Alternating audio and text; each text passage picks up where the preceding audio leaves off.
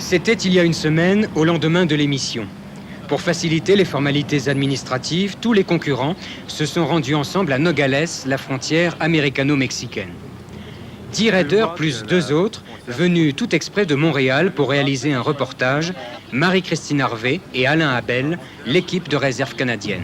Ah oui, au début, ça a été difficile de voir l'émission comme ça à la télé parce qu'on nous donne tout, puis là, crac, il n'y a plus rien. Mais on va s'en prendre l'année prochaine. Petit moment de détente après la traversée des États-Unis en 2 semaines et avant d'atteindre Querétaro, situé à 200 km au sud, tout près de Mexico. La route nous attend. Et beaucoup de surprises aussi. Les pistes de Somalie et les routes défoncées de l'Inde ont eu des effets à retardement sur la mécanique. Ce qui a si bien tenu jusqu'ici commence gentiment à lâcher. En pleine campagne, par exemple, pour l'équipage de Télé Monte Carlo. Nous sommes enfin arrivés à Mexico après plus de 2000 km de route. Un choc. La 2e plus grande ville au monde après New York, 17 millions d'habitants. Les experts en prévoient 30 à 40 pour l'an 2000. Mexico sera alors la première capitale de la planète. Une planète auréolée d'un nuage de pollution, traversée par des artères immenses, parfois longues d'une 40aine de kilomètres. Ici, les paysans et les provinciaux sont venus terminer leur grand voyage au bout de l'espoir. Dans la capitale, ils avaient espéré vivre mieux, trouver du travail, un toit et de la nourriture. La réalité les a souvent projetés au ras des trottoirs, la main tendue et les yeux fermés.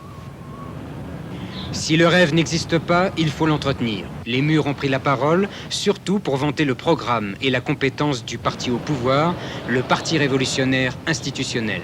Les slogans vantent une société sans classe dans ce pays où 70% des salariés ont moins de 1000 francs par mois. Ou encore incitent à la participation des jeunes. Il faut savoir que la moitié des Mexicains ont moins de 16 ans et que chaque année, ils sont 800 000 à arriver sur le marché du travail. La ville s'est étirée de tous les côtés. Chaque déplacement en voiture est une véritable aventure. Les encombrements paralysent en permanence la circulation. Visages fatigués, perdus, et qui parfois traduisent le regret d'avoir abandonné sa terre ou son village. D'un côté, la foule, le trafic et la police pressée, qui ne peut même plus faire son travail.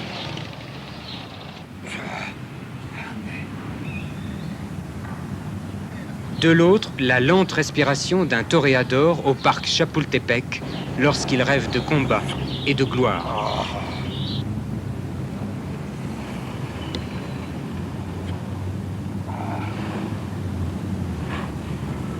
Mexico compressé par sa population. L'histoire nous apprend que la ville a été construite sur des marais. Le sous-sol regorge d'eau et voilà pourquoi même la basilique de la Vierge de Guadeloupe s'enfonce dans le sol. Des fissures la traversent de haut en bas et à longueur de journée, des ouvriers tentent de renforcer les fondations avec de la terre. Tandis que les pèlerins viennent chaque jour s'incliner devant la sainte patronne du Mexique, mais aussi devant la protectrice des opprimés. L'histoire nous invite à d'autres pèlerinages, par exemple à quelques kilomètres au nord de Mexico, dans la cité précolombienne de Tula. Elle fut la capitale des Toltecs pendant 3 siècles et abrite encore les célèbres Atlantes, superbe héritage de ce peuple guerrier. Les yeux tournés vers la plaine, ces statues d'une hauteur de près de 5 mètres supportaient sans doute le toit du temple de l'étoile du matin, au sommet duquel elles se trouvent. Un peu plus loin, le site de Teotihuacan. Lorsque les Aztèques le découvrirent, ils furent tellement impressionnés qu'ils le surnommèrent le lieu où des dieux sont créés. Pour eux, il était inconcevable que l'homme ait pu construire des pyramides si grandes. Monuments religieux et symboles solaires, elles déterminent l'orientation de toute la cité, conçue en fonction de la course du soleil. Du Mexique, nous retenons aussi quelques visages perdus en pleine campagne. Celui de Constantino Barcenas, 55 ans, parce qu'il incarne à lui seul l'esprit aventurier du peuple mexicain. Depuis 30 ans, et pendant des journées entières, il recherche des opales. C'est ici, dans la petite mine de la Carbonera, qu'il gagne sa vie. Il y a 30 ans, la plus grosse pierre qu'il avait trouvée lui avait rapporté 100 pesos. Il y a 1 an à peine, il en a vendu une pour 15 000 pesos. Des cailloux qui l'ont fait courir des jours et des nuits sous une chaleur étouffante, le ventre souvent creux mais la tête pleine de rêves et d'aventures. Avec ses quelques pesos, il nourrit toute une famille de 8 enfants. Mais quand on lui demande si ses fils travaillent à la mine, il répond non. Et pourquoi? Parce que le travail est trop dur. À cause de tout ce travail, c'est trop dur. Et lui, est-ce qu'il aime travailler à la mine? ¿Y a usted le gusta mucho trabajar en la Sí, mina? a mí sí me gusta mucho. Oui, il aime beaucoup ce travail. Sí.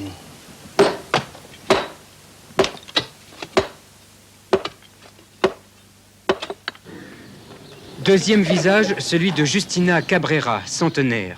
Elle habite le petit village de Bernal, à quelques kilomètres de Mexico, un village où l'on vit longtemps, paraît-il. L'altitude, le bon air et une certaine tranquillité ont creusé de belles rides et forgé de bien belles histoires. Justina a rencontré Pancho Villa, le révolutionnaire. Quelle impression avez-vous eue en apercevant pour la première fois Pancho Villa? Il était comme les autres gens. Il ne m'a pas fait horreur. Il était habillé avec une chemise blanche et un pantalon noir. Vous savez, il était très beau.